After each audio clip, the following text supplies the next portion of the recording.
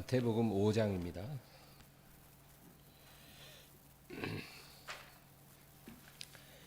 마태복음 5장 33에서 37절.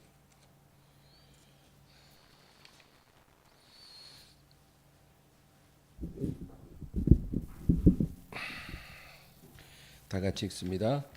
또 옛사람에게 말한 바 헛맹세를 하지 말고 내 맹세한 것을 주께 지키라 하였다는 것을 너희가 들었으나 나는 너희에게 이르노니 도무지 맹세하지 말지니 하늘로도 하지 말라. 이는 하나님의 보좌이며 땅으로도 하지 말라. 이는 하나님의 발등상이며 예루살렘으로도 하지 말라. 이는 큰 임금의 성이며 내 머리로도 하지 말라. 이는 내가 한 터럭도 희고 검게 할 수 없음이라. 오직 너희 말은 옳다 옳다 아니라 아니라 하라. 위에서 전하는 것은 악으로부터 나느니라. 아멘.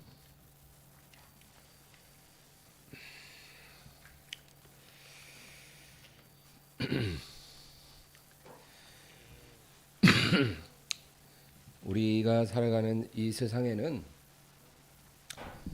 우리가 볼 때 아주 중요하다고 보여지지만 사실은 별로 중요하지 않은 것이 있습니다. 또 반대로 우리가 대수롭지 않게 여기지만 사실은 우리의 운명을 결정할 정도로 중요한 것도 있는 것입니다. 이게 뭘까요? 우리가 그렇게 중요하게 생각지 않았지만 아주 중요한 것이 바로 우리 눈에 보이지 않은 축복과 저주의 효력입니다. 어제도 그제도 제가 그 얘기를 했는데 오늘도 그 주제를 계속 다루려고 합니다. 우리 눈에는 보이지 않아요. 어떤 축복이 있는지, 어떤 저주가 있는지. 그러나 그것이 강력합니다. 그래서 우리의 운명을 좌우하는 거죠. 근데 축복은 아주 간단한 원리예요. 하나님의 말씀을 순종하는 겁니다. 그것만 우리가 명심하면 축복의 문을 열 수 있어요. 그러나 저주는 훨씬 복잡하고 위험합니다. 그래서 우리가 저주에 포커스를 맞춰서 공부를 합니다. 이 저주의 문이 어떻게 열리는지 우리가 알아야 그 문을 닫을 수가 있거든요. 우리가 엊그제는 우리의 행위로 인한 그러한 저주가 어떻게 임하는지 그것을 우리가 살펴봤어요. 우리가 대수롭지 않게 생각하는 여러 가지 행동들이 저주가 들어오는 통로가 된다는 거죠. 오늘은 우리의 말로 인한 그러한 저주의 통로가 무엇인지를 살펴보려고 합니다. 우리 여호수아 6장을 한번 보겠습니다. 여호수아 6장 26절.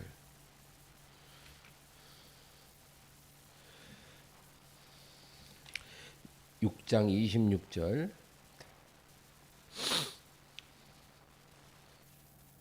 다 같이 읽습니다.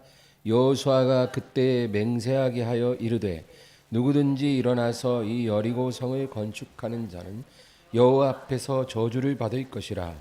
그 기초를 쌓을 때 그의 맏아들을 잃을 것이요 그 문을 세울 때 그의 막내 아들을 잃으리라 하였더라. 특이한 구절이죠. 여호수아가 여리고성을 완전히 파괴했어요. 그리고 모든 사람을 다 죽였어요. 가축까지도 다 멸했어요. 모든 재물도 손대지 않고 다 불태웠어요. 오직 라합과 그녀에게 속한 사람만 살아남았어요. 근데 여호수아가 이 여리고성을 저주합니다. 영원히 건축되지 못하리라. 누구든지 이 성을 건축하는 자는 여호와에게 저주를 받으리라. 그 터를 세울 때 맏아들을 잃을 것이고 문을 세울 때 막내 아들을 잃으리라. 근데 이 저주가요. 열왕기상 16장에 보면 히엘이라는 사람이 여리고성을 건축할 때 이 저주가 응합니다. 500년이나 지났어요. 500년. 500년 전 저주가 응하는 거예요. 이 히엘이라는 사람 참 불쌍해요. 500년 전 저주를 이 사람이 알 리가 없잖아요. 그냥 평범한 도시개발업자예요. 요즘 말로 얘기해요. 도시개발업자가 성을 재개발을 하는 거죠. 황무한 땅에 신도시를 개발하는데 그거 하다가 두 아들을 잃어버린 거예요. 그 두 아들이 그렇게 죽었을 때 이게 500년 전 저주가 응한 거라는 거를 아마 몰랐을 거예요.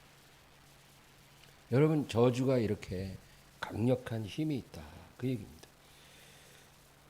사무엘하 1장에는 여러분 다윗이 노래를 지어서 부릅니다.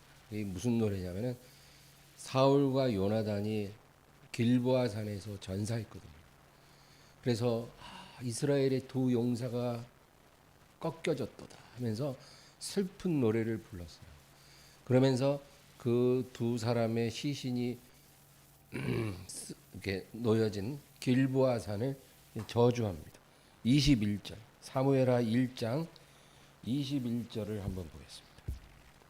사무엘하 1장 21절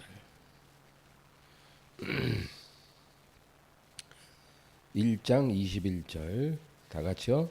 길보아 산들아 너희 위에 이슬과 비가 내리지 아니하며 재물 낼 밭도 없을지어다. 거기서 두 용사의 방패가 버림받음이니라. 곧 사울의 방패가 기름 부음을 받지 아니함 같이 되미로다. 이 노래 가사예요. 그런 노래 속에 이 두 용사가 엎드러진 길보아 산을 저주합니다. 너는 저주를 받아라. 앞으로 너는 너 위에 이슬과 비가 내리지 못하고 재물 낼 밭도 없을지어다. 근데 여러분 재밌는 거는요. 지금도 이 산에는 풀 한 폭이 안 난대요. 이스라엘 정부가 식목 사업을 해도 이 길보아 산에는 나무도 못 살고 풀도 안 난대요. 이게 왜 그러겠어요? 3000년 전에 다윗이 이 산을 저주했거든요. 지금도 풀과 나무가 못 자라는 그런 산이래요.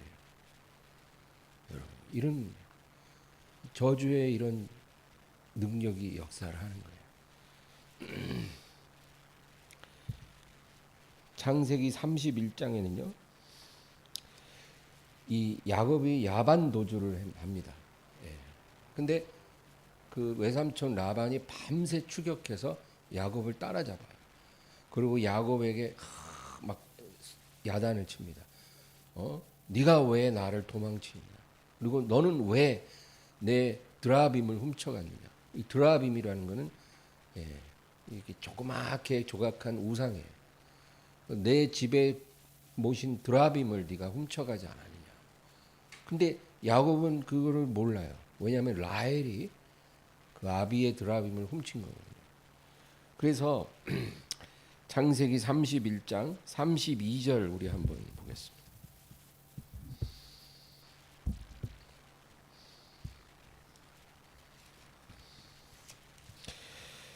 31장 32절 다 같이요. 외삼촌의 신을 누구에게 찾든지 그는 살지 못할 것이요 우리 형제들 앞에서 무엇이든지 외삼촌의 것이 발견되거든 외삼촌에게로 가져가소서 하니 야곱은 라헬이 그것을 도둑질한 줄을 알지 못함이었다. 여기 보면 외삼촌의 신 드라빔을 누구에게서 찾든지 그는 죽으리라 이렇게 말해요.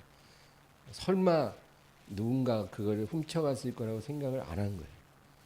그래서 자기도 모르게 그렇게 저주의 맹세를 한 거예요. 만약에 그것이 발견되면 그 훔친 사람은 죽음을 당할 것이다.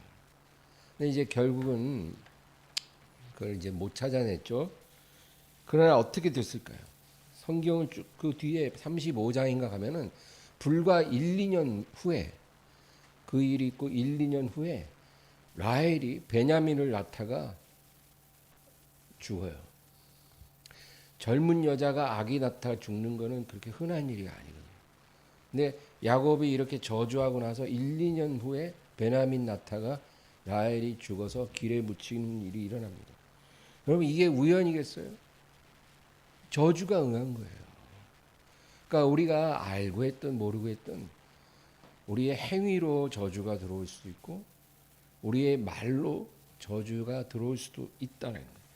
우리가 복 받기를 원하지만 복 받는 첩경은 저주를 안 받는 거예요. 저주가 임하지 않는 게 복 받는 첩경이에요. 이런 저주의 통로를 막고 우리가 하나님을 순종하면 축복을 안 받을 도리가 없는 거예요. 너무나 간단하죠. 그러나 이런 영적인 세계를 모르고 살면 나도 모르는 사이에 누가 저주받기를 원하겠어요. 그러나 저주가 우리에게 다가온다 그 얘기입니다. 민수기 22장에서 24장에 보면 어떤 이야기가 나오냐면요. 그럼 찾을 필요는 없어요. 민수기 22장에서 24장에는 모압 왕 발락이라는 사람이 그 자기들 앞에 이렇게 진을 치고 있는 이스라엘을 저주하려고 선지자 발람을 초대합니다. 그래서 이 발람을 불러 내가 많은 선물을 줄 테니 너는 이곳에 와서 저 이스라엘을 저주하라. 근데 저주하려고 딱 서면 하나님의 신이 막 역사해서 저주가 아니라 축복을 하게 됐다. 그 얘기. 여러분 왜 하나님이 이 발람의 저주를 축복으로 바꾸게 하셨을까요? 이 발람이라는 사람은 하나님의 종이 아니에요. 이 사람은 사수를 쓰는 신접한 무당이에요. 무당도 돌파리가 있지만 굉장히 신접한 무당이 있어요. 바로 이 발람이라는 그 무당이에요. 그 무당이 하나님의 백성을 저주한다고 해서 그 저주가 임할 리 없을 거라고 우리는 생각하거든요. 그게 뭐가 두려울까? 근데 왜 하나님께서는 이 발람의 저주를 막으셨을까요? 그건 발람의 저주가 효력이 있다라는 거예요. 그래서 하나님이 저주를 못하게 막고 축복으로 바꾸신 거예요. 그러면 이런 신접한 무당이 하나님의 사람을 저주하는데 왜 그것이 응할 수 있는 걸까요? 그게 왜 응할 수 있냐면 만약에 이스라엘이 하나님을 거역하고 그리고 저주의 문을 열면 그 저주가 응하는 거예요. 그게 문제예요. 이스라엘이 하나님과 동행하고 순종을 하면 절대로 이런 저주를 두려워할 필요가 없어요. 그러나 만약에 이스라엘이 하나님을 거역하고 그래서 행위로 말로 저주를 끌어들이면 이 발람의 저주가 효력을 발생하는 거예요. 하나님이 이스라엘을 잘 알잖아요. 이스라엘이 하나님을 거역할 가능성은 99.9%예요. 그래서 하나님이 이스라엘을 향한 저주를 아예 원천 봉쇄를 해버린 거예요. 그 저주가 나오지 못하도록 그리고 축복을 하도록 그렇게 하신 거예요. 여러분 하나님께서 왜 우리에게 내 부모를 공경하라 그럴까요? 또 내 이웃을 사랑하라 화목하라. 하나님이 우리에게 그렇게 명하신 이유가 있어요. 그냥 부모 공경하고 이웃과 화목하는 게 보기 좋고 아름다우니까 그런 게 아니에요. 거기에는 영적인 질서가 있어요. 우리가 만약에 부모를 공경하지 않거나 내 이웃과 화목하지 않으면 그 사람들이 우리를 원망할 수 있죠. 그렇죠? 예. 자식이 부모 공경 안 하면 부모가 자식을 원망할 수 있고 또 이웃과 우리가 불화하면 이웃이 우리를 원망하잖아요. 그러면 그 원망이 바로 저주예요. 그 저주가 우리에게 역사할 수 있기 때문에 하나님이 부모를 공경하라는 거예요. 네 부모가 입술로 너를 저주하지 않도록 부모를 공경하고 그리고 내 이웃과 화목하라는 거예요. 또 힘이 있는 자는 힘없는 자에게 뭐 갑질하거나 그러지 말라는 거예요. 그들이 원망하면 하나님께서 듣는다는 거예요. 성경에 그런 구절이 있잖아요. 작은 소자에게도 함부로 하지 마라. 업신여기지 마라. 그들의 천사들이 아버지를 항상 배옵느니라. 저주의 통로를 막기 위해서 그렇게 항상 화목하라 그렇게 말씀하신 거예요. 여러분, 우리는 어떤 저주도 우리에게 다가오지 못하게 할 만큼 그렇게 의롭지가 않아요. 우리 자신을 알아요. 우리가 예수님처럼 흠없는 사람이면 저주를 두려워할 필요가 없지만 우리는 그렇게 의로운 사람이 아니라는 거예요. 그러니까 그런 저주가 효력을 발생하지 않도록 그 문을 닫으라는 거예요. 또 모든 저주를 무력화시키는 보혈의 능력이 있거든요. 근데 이 보혈의 능력이 역사하려면 우리가 이 보혈의 능력을 믿어야 돼요. 근데 정말 우리가 믿고 있을까요? 우리가 머리로 아는 것과 마음으로 믿는 건 다르거든요. 실제로 대부분의 크리스천들은 보혈의 능력이 있다는 걸 머리로는 알지만 마음으로 믿지는 않아요. 그러니까 보혈의 능력이 우리를 보호해 주지 못하는 거예요. 저주가 역사할 수 있다 그거예요. 하나님의 자녀에게도. 그래서 할 수 있으면 이 저주의 통로를 막는 게 지혜로운 일이다. 이제 그 얘기예요. 이 보혈의 능력에 대해서 내가 좀 이따 말씀드릴게요. 우리 마태복음 5장을 한번 보겠습니다. 5장 23, 24절.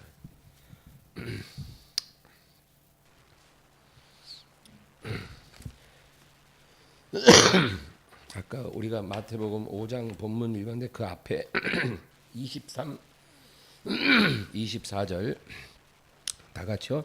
그러므로 예물을 제단에 드리려다가 거기서 내 형제에게 원망 들을 만한 일이 있는 것이 생각나거든 예물을 제단 앞에 두고 먼저 가서 형제와 화목하고 그에 와서 예물을 드리라. 네 형제에게 원망 들을 만한 일이 생각나거든. 이게 바로 뭐냐면 저주받을 만한 일이 생각나거든 그 얘기예요. 만약에 너 형제가 너를 원망한다면 그게 바로 너에게 저주를 하는 거예요. 그런 일이 생각나거든 예물을 드리는 것을 중단하고 먼저 가서 그와 화목한 후에 와서 내게 예물을 드리라. 그 저주의 올무를 제거하는 게 중요하다는 거예요. 그 저주의 올무를 제거한 다음에 내게 와서 예배를 드리라. 예배보다 그게 더 중요하다는 거예요. 여러분, 그래서 할 수 있거든. 모든 사람과 더불어 화목하라는 말씀이 그 얘기예요. 그냥 화목하게 살아야 하나님이 기뻐하기 때문이 아니라 그 화목이 깨지면 저주가 우리에게 흘러올 수 있기 때문에 나를 위해서라도 화목해야 합니다. 근데 때로는 우리 힘으로 화목하기 어려울 때 있죠. 내가 아무리 웃어도 상대방이 막 주먹 쥐고 달라드는 건 어떻게 할 수가 없어요. 그러나 우리가 할 수 있으면 그렇게 하라. 그리고 우리는 다른 사람으로부터 오는 저주도 우리가 용납해서는 안 되지만 우리 스스로 저주를 나에게 걸지 말아야 해요. 이것도 중요해요. 나 스스로가 나에게 저주를 거는 경우도 많이 있어요. 마태복음 27장으로 가겠습니다. 24, 25절. 24, 25절. 다 같이요. 빌라도가 아무 성과도 없이 도리어 밀란이 나려는 것을 보고 물을 가져다가 무리 앞에서 손을 씻으며 이르되 이 사람의 피에 대하여 나는 무죄하니 너희가 당하라. 백성이 다 대답하여 이르되 그 피를 우리와 우리 자손에게 돌릴지어다 하거늘. 예. 이게 뭐예요? 백성이 다 대답해서 뭐라 그래요? 그 피를 우리와 우리 자손에게 돌릴지어다. 이게 참 어리석은 말이에요. 어떻게 이렇게 어리석을 수가 있을까요? 그 피를 우리와 우리 자손에게 돌릴지어다. 지금 무죄한 사람을 하나 사형시키면서 이스라엘 사람들이 그렇게 외친다는 거예요. 빌라도 앞에서. 결국 어떻게 됐어요? 2000년 동안 이 저주가 그대로 응하는 거예요. 유대인들에게. 자기 입으로 스스로에게 저주를 걸어버리는 경우가 많습니다. 여러분 우리가 말 조심해야 돼요. 예를 들어 젊은 사람들이 저는 그런 얘기하는 거 몇 번 들었어요. 나는 50살까지만 살고 죽을래. 저는 젊은 애들이 그런 얘기하는 거 몇 번 들었어요. 나는 50살까지만 살고 죽을래. 50 넘은 사람들이 얼마나 배기 흉했으면 그 젊은 것들이 철없는 소리를 하겠냐마는 저는 그런 소리 안 해서 지금까지 살고 있는 거예요. 그런 말 하면 안 돼요. 그것도 자기에게 저주를 거는 거예요. 나는 50살까지만 살고 죽을래. 나는 70대면 하루도 더 살기 싫어. 이런 말하는 사람도 몇 번 봤어요. 나는 죽지 않을 만큼만 아팠으면 좋겠어. 이런 말도 하지 마세요. 나는 아무도 없는 곳에 가서 혼자 살다 죽고 싶어. 이런 말도 하지 마세요. 이렇게 말했다가 그렇게 될 수 있어요. 이런 말들 우리가 그냥 쉽게 할 수 있는데 그런 말을 하지 말라는 거예요. 여러분 우리가 언약에 대해서 한번 살펴볼 필요가 있어요. 언약. 성경에는 언약이라는 말이 아주 중요하죠. 언약은 하나님과의 언약이 있고 사람과의 언약이 있어요. 둘 다 중요합니다. 어떤 언약이 되었든 일단 체결이 되면 효력이 발생해요. 그래서 우리는 그 언약에 매이게 되고 그 언약을 만약에 어기면 거기에 대해서 책임을 져야 돼요. 이게 언약의 무서운 점이에요. 언약을 한번 하면 거기 매이는 거예요. 그리고 그것을 어기면 책임져요. 그 책임진다는 게 뭐예요? 바로 저주의 올무에 들어가는 거예요. 그래서 언약을 맺을 때는 항상 신중해야 돼요. 우리 잠언서 6장을 한번 보겠습니다. 잠언 6장 1절과 2절.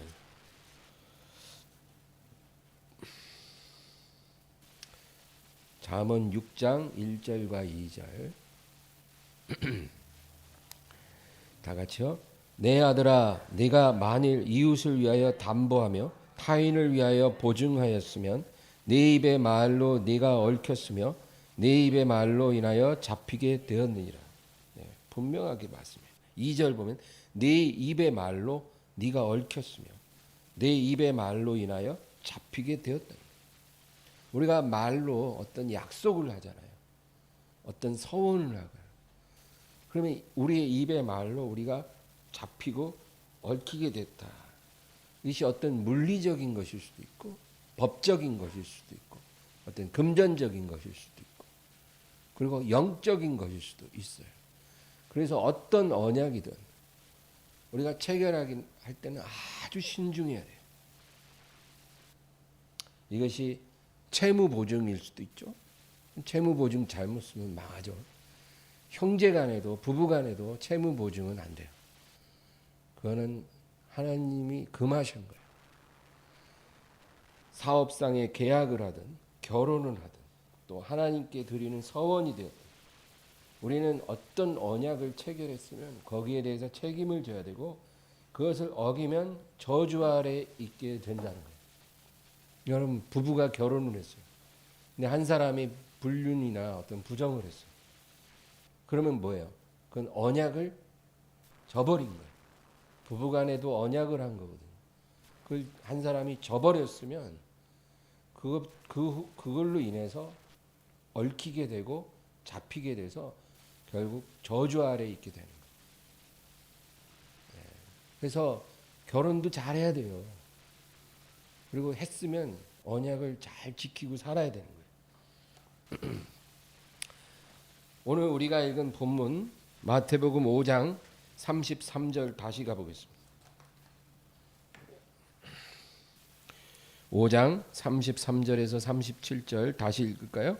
또 옛사람에게 말한 바 헛맹세를 하지 말고 내 맹세한 것을 주께 지키라 하였다는 것을 너희가 들었으나 나는 너희에게 이르노니 도무지 맹세하지 말지니 하늘로도 하지 말라.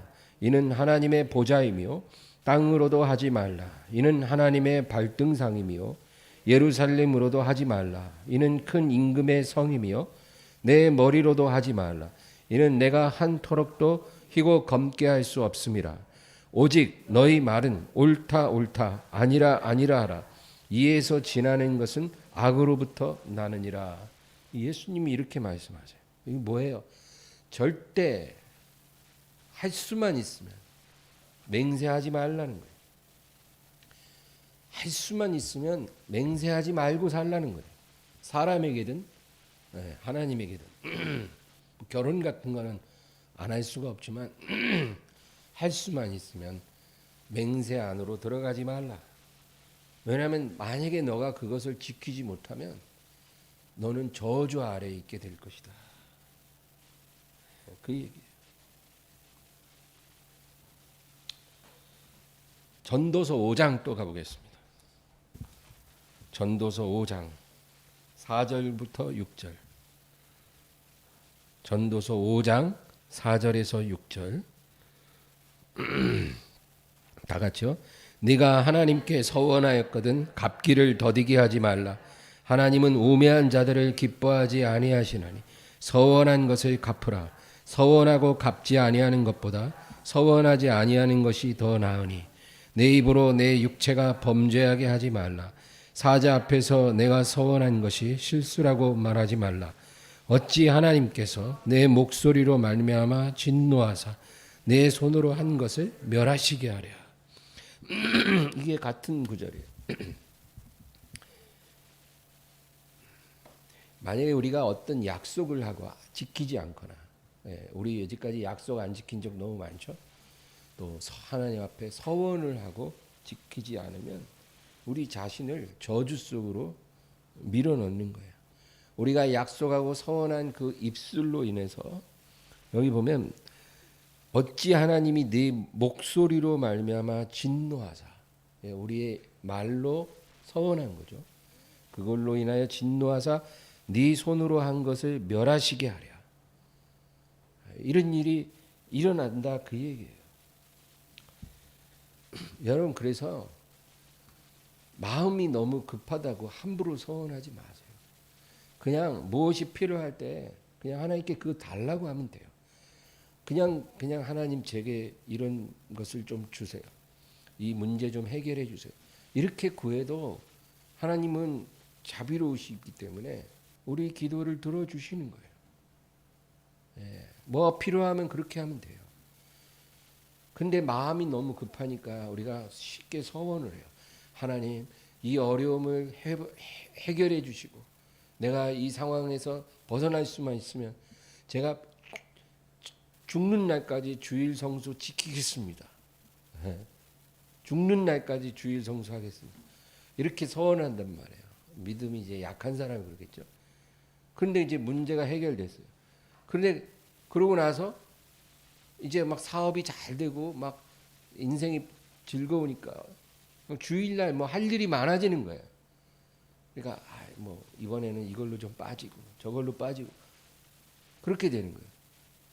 근데 서원을 했기 때문에 그걸 지키지 않으면 저주가 들어오는 거예요. 그래서 어떤 일이 일어나냐면 어디 차 타고 가다가 사고가 나서 중상을 당하거나 불구가 되거나 아니면 사업이 완전히 풍지박산 나는 거예요. 그 서원만 안 했어도 그런 일까지 안 올 텐데 섣불리 서원을 했다가 안 지키니까 그런 일이 생기는 거예요. 그래서 우리가 서원하지 말라. 예수님이 그냥 예하면 예하고 아니면 아니라라는 거예요. 뭐 필요하면 그냥 달라 그러면 돼요. 서원하지 말라. 안 지키면 저주를 받는다.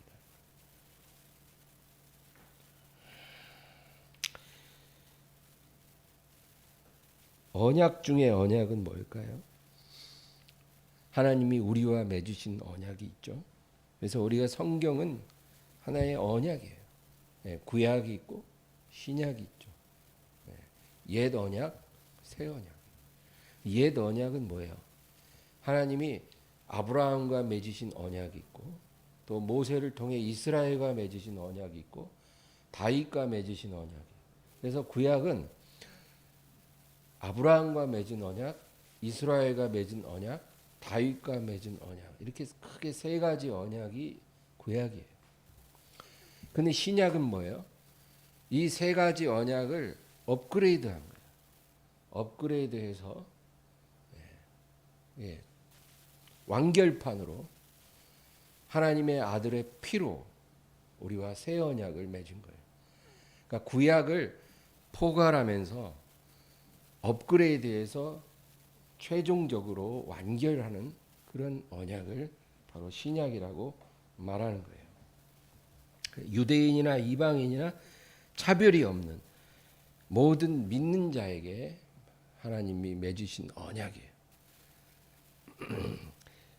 이 언약의 핵심은 예수의 피를 믿으면 그게 핵심이에요. 예수의 피로 하나님이 우리와 새 언약을 맺은 거죠. 그래서 그 피를 믿으면 너희의 모든 저주를 내가 끊고 너에게 영원한 생명과 축복을 확실하게 주리라. 이게 하나님이 우리에게 주신 새 언약이에요. 이거는 쌍방간의 합의로 맺은 언약이 아니고 하나님이 일방적으로 세우신 언약이에요. 그런데 우리에게 극도로 유리한 그런 언약이에요. 하나님이 일방적으로 세웠으나 하나님에게 유리한 게 아니라 우리에게 극도로 유리한 그런 언약이다. 그러면 이 새 언약을 우리가 하나님과 맺었을 때 우리가 이 언약을 유지하기 위해서 지켜야 할 것이 세 가지가 있어요. 첫째는 그 이름을 믿어야 돼요. 어떤 이름이에요? 하나님의 아들의 이름이에요. 예수 그리스도. 예수 그리스도의 이름을 우리가 믿어야 되는 거예요.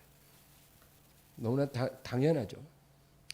구원을 얻을 만한 다른 이름을 우리에게 주신 적이 없다는 것을 우리가 인정하고 오직 예수 이름만이 우리가 구원을 얻게 하는 이름이라는 것을 우리가 믿는 것이 첫째 할 일이에요. 두 번째는 그 피의 능력을 믿어야 돼요. 보혈의 능력을 믿는 것. 이거는 머리로 아는 걸 얘기하는 게 아니라 마음으로 믿는 걸 말하는 거예요. 좀 이따 더 얘기할게요. 세 번째는 저주의 문을 열어주지 않는 거예요. 우리가 이제까지 어떤 행위로 말로 저주의 문을 열어버리면 이제 안 된다 그랬죠.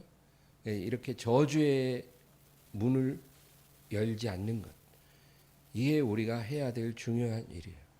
이 세 가지만 기억하고 살면 하나님의 새 언약 속에 우리가 온전히 거하게 된다는 거죠. 그러면 여러분, 예수의 보혈의 능력을 믿는다는 것, 그게 뭘까요? 이게 제일 중요한 거예요. 이것만 얘기하고 마칠까요? 예수님은 십자가에서 아주 중요한 일을 하셨어요. 그게 뭐냐면 5가지의 축복을 우리에게 주시기 위해서 5가지의 저주를 받으셨다. 그 얘기예요. 그래서 예수님이 우리가 받을 저주를 예수님이 받으시고 예수님이 받을 축복을 우리가 받은 거예요.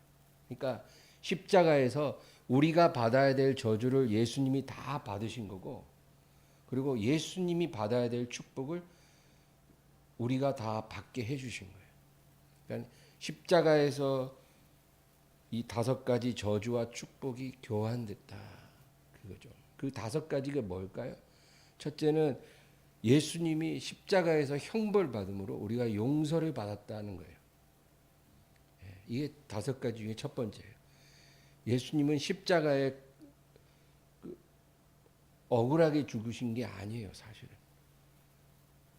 인간의 관점에서는 억울한 거지만 아버지께서 예수님을 형벌에 내어주신 거예요. 예수님이 형벌을 당하심으로 우리가 용서받은 거예요. 원래 그 형벌은 우리가 다 받아야 될 형벌이에요. 근데 예수님이 그걸 대신 받음으로 우리가 용서를 받은 거예요. 그걸 믿을 때. 그래서 우리는 심판에서 면제된 거예요. 여러분, 우리가 만약에 예수님의 그 십자가 형벌을 믿지 않았다면 우리는 앞으로 하나님 앞에 가서 우리가 심판에 들어가야 돼요.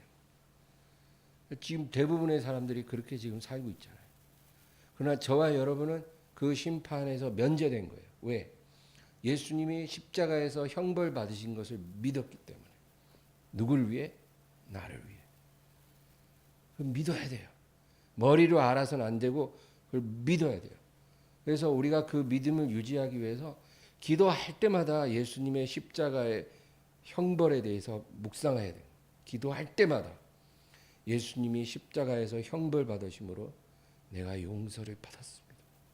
내가 받아야 될 형벌을 대신 받으심으로 내가 용서를 받았습니다. 하나님 감사합니다. 기도할 때마다 우리는 이런 기도를 해야 되는 거예요. 이런 기도가 중요한 기도지 맨 사업 문제 무슨 문제 이런 기도는 여러분 그렇게 중요한 게 아니에요. 그런 거는 우리가 관계만 회복되면 그냥 저절로 해결될 수 있는 일들이에요. 두 번째는 예수님이 채찍에 맞으심으로 우리가 질병에서 나았다는 거예요. 중요한 거예요. 예수님이 채찍에 맞으심으로 그 육체의 고통을 당하심으로 우리가 당해야 될 질병의 고통에서 우리가 해방되었다. 그러니까 우리가 이것을 믿으면 여러분 치료가 일어나요. 믿으시기 바랍니다. 중요한 거예요. 예수님이 내가 당할 육체의 질병의 고통을 채찍을 맞으심으로 당했기 때문에 내가 나음을 받는 거예요. 세 번째는 예수님이 목마르고 줄이셨기 때문에 내가 부욕해 됐다는 거예요. 예수님 가난해지셨어요.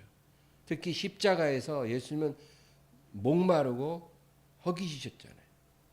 가난이에요. 가난. 이 가난으로 내가 부요함을 받게 된 거예요. 그래서 우리가 기도할 때마다 이거를 묵상하고 기도하면 선포하는 거예요.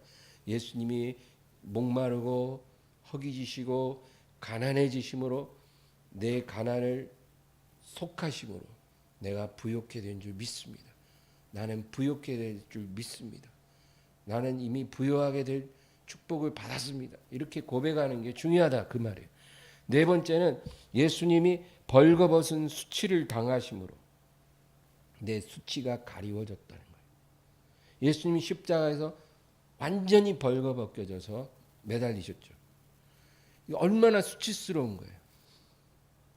왜 그런 수치를 당하셨을까요? 예수님이 그렇게 수치를 당할 필요가 없으신 분이신데 내가 받을 수치예요. 그게 우리가 하나님 앞에 가면요, 우리의 모든 죄와 더러운 수치가 하나님 앞에 천사들 앞에 완전히 다 까발려지는 거예요.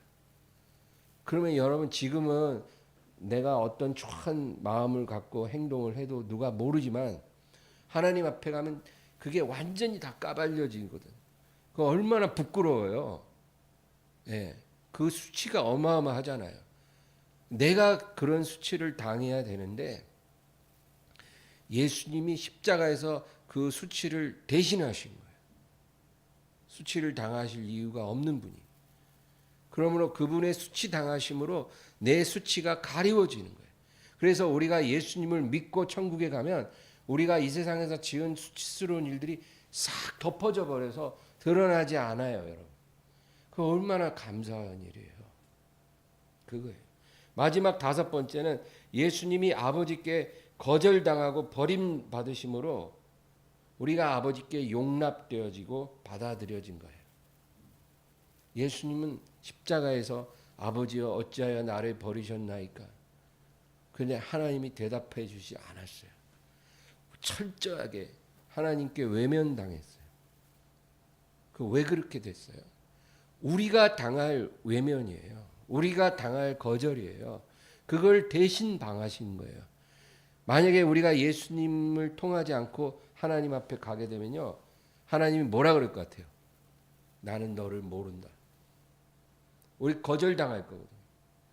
근데 우리가 예수님을 믿었기 때문에 우리가 천국에 가면 하나님이 우리를 안다고 하신 거예요. 우리가 당할 거절을 십자가에서 대신해 주셨기 때문에 우리가 당할 비참한 운명을 예수님이 다 대속해 주신 거예요. 그래서 우리가 사는 거예요. 이와 같이 5가지 저주가 십자가에서 축복으로 교환된 거예요. 우리가 당할 저주를 주님이 당하시고 우리가 받을 수 없는 축복을 주님을 통해서 우리에게 주신 거예요. 그래서 십자가가 얼마나 놀라운 은혜입니까? 기도할 때마다 이거를 묵상하고 선포해야 돼요. 근데 이 은혜가 예수님의 보혈로 귀결이 되는 거예요. 이 모든 5가지 축복이 예수님의 보혈을 통해 우리에게 들어오는 거예요. 하나님은 예수님의 보혈을 통해 우리와 언약을 맺은 거예요. 확실한 언약이에요. 붉은 인감 도장과 같은 거예요. 내 아들의 보혈로 나는 너희와 언약을 맺었노라. 너희가 만일 내 아들의 이름을 믿고 또 내 아들의 보혈의 능력을 믿고 또 저주의 문을 닫는다면 나는 이 확실한 언약을 영원히 너희에게 시행할 것이다. 그거예요. 여러분, 그러므로 우리는 이 보혈로 맺은 언약을 믿어야 합니다. 이 보혈의 능력을 믿으라는 거예요. 보혈의 능력. 이 보혈의 능력을 머리로 아는 데서 끝나면 아무 일도 안 일어나지만 이 능력을 믿으면 그 능력이 역사해서 저주가 끊어지고 하나님의 능력과 축복이 우리에게 들어오는 거예요. 그거예요. 하나님이 보혈로 언약을 맺었으니까 보혈을 통해서 축복을 받는 거예요. 그냥 복 달라고 한다고 복을 주는 게 아니라 하나님이 복을 주는 원리가 바로 이 보혈의 능력으로 나타나는 거예요. 그러면 어떻게 하면 보혈의 능력을 믿을 수 있습니까? 저도 믿고 싶어요. 저도 보혈의 능력 믿고 하나님의 축복받고 저주를 다 끊어버리고 싶은데 어떻게 해야 돼요? 여러분, 기도할 때마다 이 보혈의 능력을 묵상하고 선포하세요. 예수님의 보혈로 저주는 끊어졌습니다. 예수님의 보혈로 내 죄는 용서받았고 예수님의 보혈로 내 모든 가난도 질병도 다 해결되고 고침받고 내 모든 수치와 거절당함도 다 사라졌습니다. 예수님의 보혈로 나는 하나님의 축복을 받습니다. 우리가 기도할 때마다 그 기도를 해야 되는 거예요. 다른 기도보다 그게 중요해요. 그 기도를 많이 하세요, 여러분. 하루에 1시간씩만 이 기도 해보세요, 한번. 어떤 일이 일어나는지 한번 봅시다.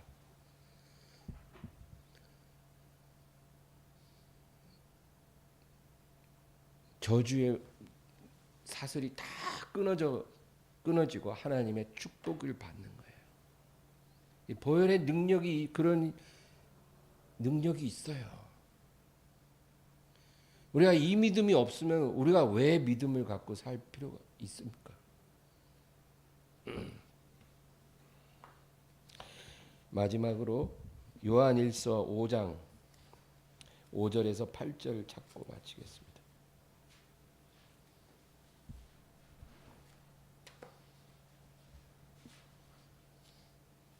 요한일서 5장 5절에서 8절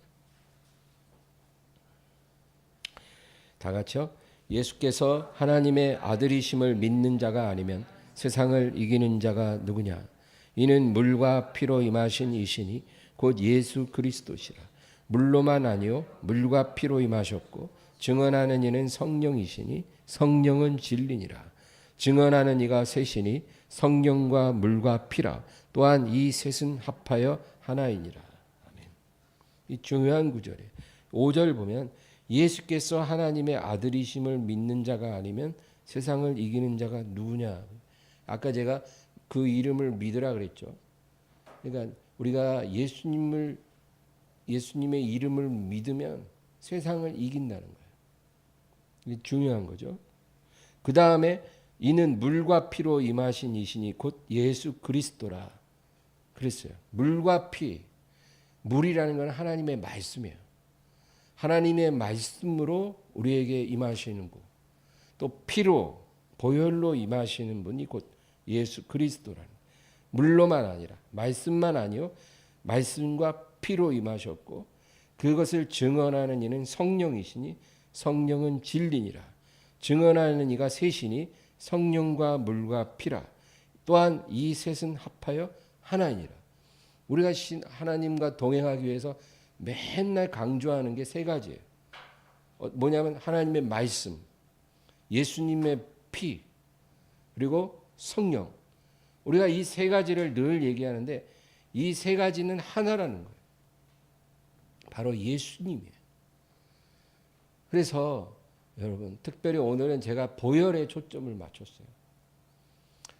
보혈을 믿으시기 바랍니다. 그 보혈의 능력을 믿을 때까지 기도하세요.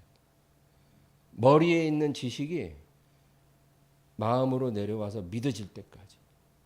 예수님의 보혈을 구하면서 기도하세요. 하루에 1시간씩.